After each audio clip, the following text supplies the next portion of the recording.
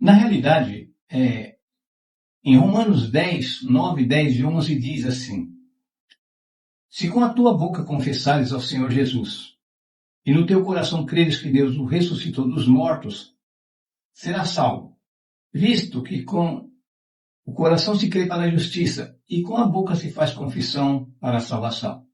E será que todo aquele que nele crê não será envergonhado?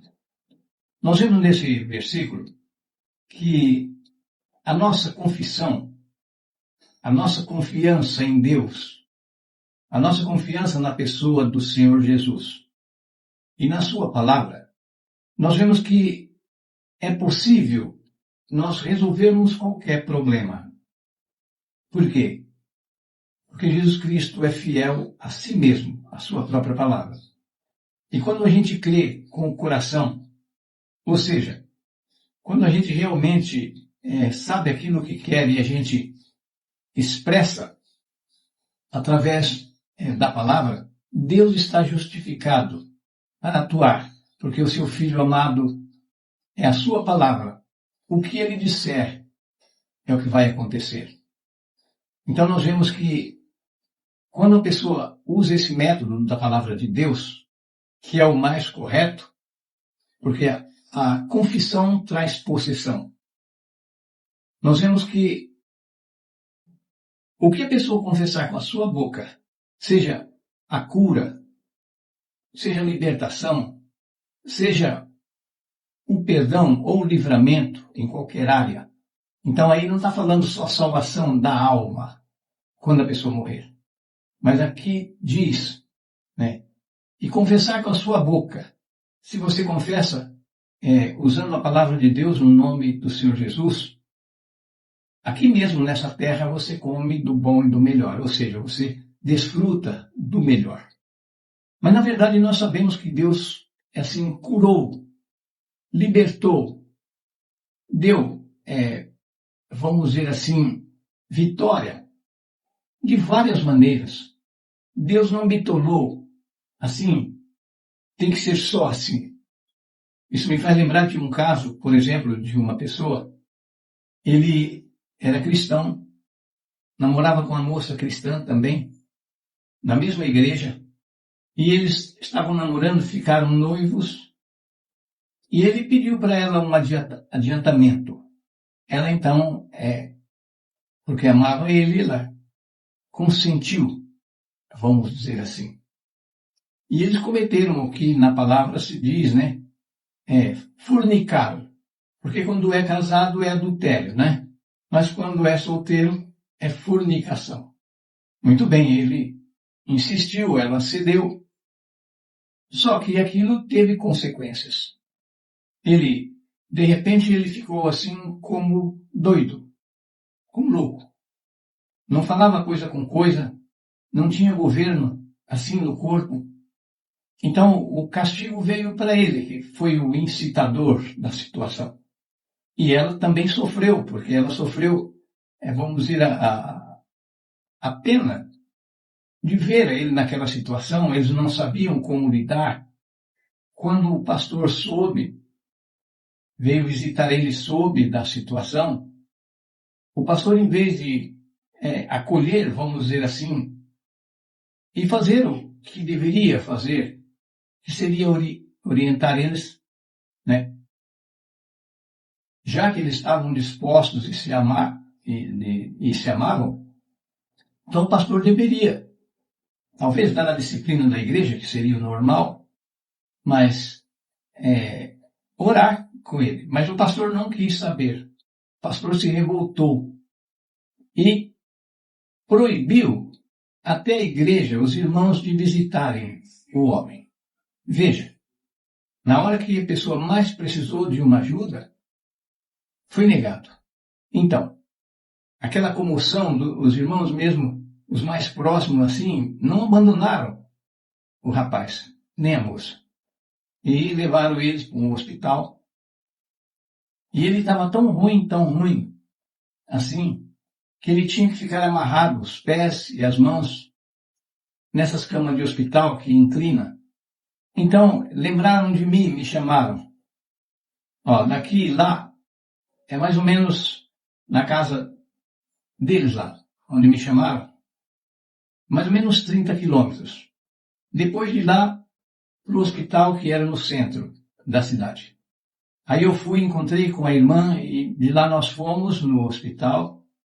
Só podia entrar uma visita de cada vez. E eu fui, então eu fui o primeiro a ir. E eu cheguei lá e ele estava amarrado, agitado, mexendo a cabeça para os lados, tal. E eu observei, uma hora que a enfermeira passou por ele assim e ficou livre, vamos dizer. Aí eu cheguei pertinho dele assim e falei assim no ouvido dele, baixo. Se eu te der um pouquinho de óleo ungido, você toma? Aí ele falou baixinho que aceitava e acenou a cabeça que sim. Aí eu peguei o óleo, fiz uma oração baseado lá em Tiago 5, 14, 15. Está alguém entre vós doente, chama os presbíteros da igreja e orem sobre ele, ungindo-o com azeite em nome do Senhor. E a oração das peças ao orar enfermo. E se tiver cometido pecados, seriam perdoados. Repare, irmãos, que esse texto aí não está falando que é para dar extrema unção, ou quando a pessoa estiver morrendo, ou que você não deve fazer nada. A nossa jornada da vida é mais ou menos como quando a gente sai com um carro. Se fura um pneu, você não vai jogar o carro fora, você vai parar, trocar o pneu, arrumar e ir embora. Porque se cada vez que a gente pecasse, caísse enfermo, não teria oportunidade nenhuma de restauração. Então, é como se fosse um remédio na nossa jornada cristã. Aqui e ali, o crente sempre abre uma porta e o inimigo entra. Nesse caso desse moço e dessa moça, entrou pela fornicação. Só que o pastor, em vez de orar, poderia ter repreender, mas dar um remédio. Não deu remédio. Então, quando a moça passou, a enfermeira passou, que eu falei e ele concordou, falei, então abra a boca. Aí ele abriu a boca assim, eu derramei um pouquinho de óleo. Aí ele engoliu assim, eu pensei que ele ia cuspir. Ele engoliu assim e falou para mim assim, baixinho, posso tomar o resto? Falei, pode. Aí ele abriu a boca e eu despejei tudo. Aí eu falei para ele, olha, segunda-feira você vai para casa.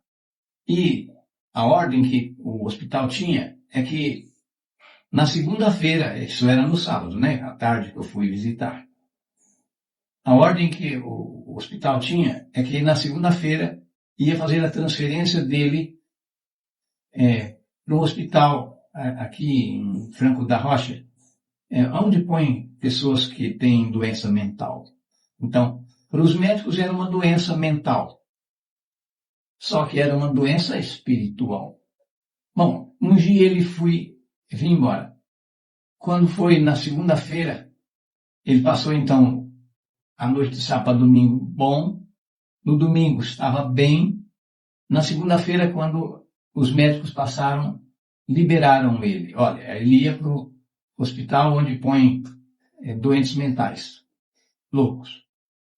Ele veio, o pastor não veio visitar ele, muitos dos irmãos não foram visitar porque foram obedientes ao pastor, mas aqueles mais chegados, família e mais próximos que tinha dele, ligaram para mim e pediram se eu poderia ir lá e eles fazer uma festinha se eu fazia o casamento deles, do casal.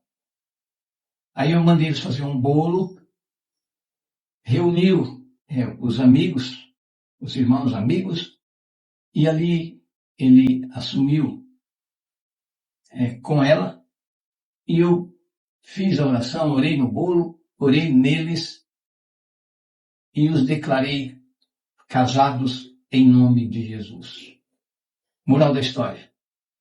O homem estava bom, depois eles foram no cartório, legalizaram a situação, e como diz as historinhas, né? E viveram felizes pelo resto da vida. Veja, nesse caso, houve, da parte deles, vamos dizer assim, o consentimento, eles consentiram, tanto a moça, que estava sofrendo porque era o noivo dela, sofrendo a humilhação da vergonha, porque aquilo se espalhou na igreja. Então ela estava sofrendo assim, vamos dizer, moralmente. E ele sofrendo de possessão maligna, porque aquele verso é bem claro. Como um pássaro que voa, como andorinha que vagueia, assim a maldição sem causa não sobrevirá. Na verdade, eles como crente, abriram uma porta e esse demônio entrou na vida deles. Mas, pelo poder de Deus, foi liberto. Por que eu estou falando isso? Porque a responsabilidade é pessoal. Muitas vezes a gente ora por pessoas e ele não recebe a bênção.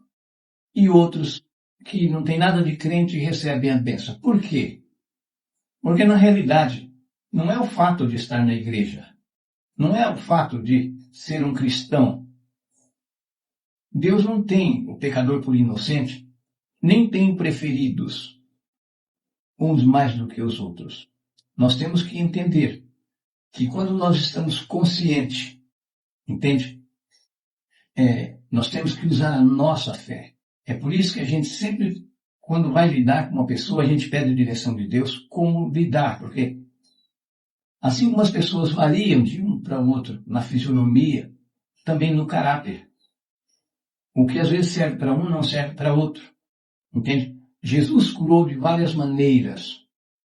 Entende? Para uns ele mandava ir lavar no tanque. Para outros ele mandou levantar.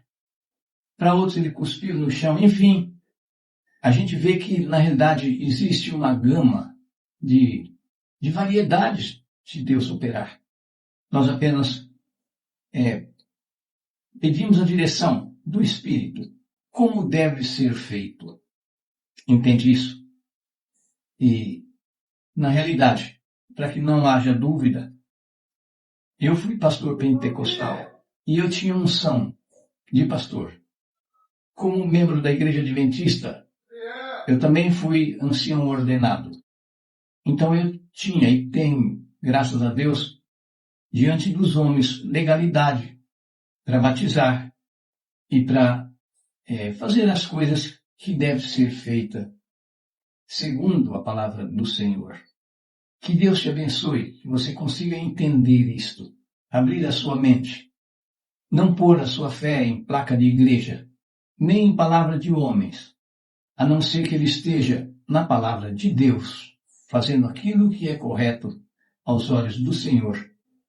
Você orar por uma pessoa no estado de coma é uma coisa, porque ele não tem, no momento, ele não tem, vamos dizer assim, o discernimento, o poder de decisão. Então você pode orar por uma pessoa em estado de coma e Deus restaura ele. Mas quando a pessoa entende ou está na sã consciência, nós temos que pregar o arrependimento, mostrar o poder de Deus, a misericórdia de Deus e a justiça de Deus, para que ele possa entender, se humilhar e Deus poder operar. Então, a gente pode orar por uma pessoa à distância? Pode. Mas, mesmo hoje, bom será se a gente conversa com a pessoa, a gente faz uma caminhada com a pessoa para descobrir aonde ele está errado, para que ele se humilhe e Deus possa fazer uma operação. Se essas palavras serviram para você, eu gostaria que você se inscrevesse, desse um joinha, nos apoiasse, compartilhasse com seus amigos e nos ajude para que esta palavra possa levar a outras pessoas, porque em 8 bilhões de pessoas, Deus tem muitas ovelhas que estão sofrendo nas garras do diabo, porque muitas vezes não tem assim alguém que as oriente. Procure a gente no Grupo Emanuel, se vocês têm esse problema ou sabem de alguém que realmente é sincero e quer ser liberto. Na verdade, não há um justo sequer, mas nós temos um Salvador, que da boca dele não saiu engano, e ele é o caminho, a verdade e a vida. E ninguém vai ao Pai a não ser por ele.